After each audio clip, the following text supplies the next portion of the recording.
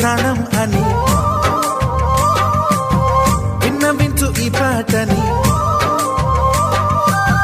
నువ్వు నా ప్రాణమని విన్నవించు ఈ పాటని.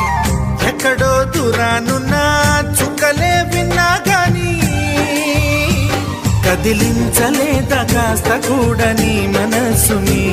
పరదాలు దాటి ఒక్కసారి పలకరించవేమి. అందరినీ ఇలా వెంటపడి అడగాల సరదాగా నువ్వే ఎదురైతే సరిపోదా. నిద్రపోతున్న రాత్రి నడిగా గుటికి చేరిన గువ్వల నడిగా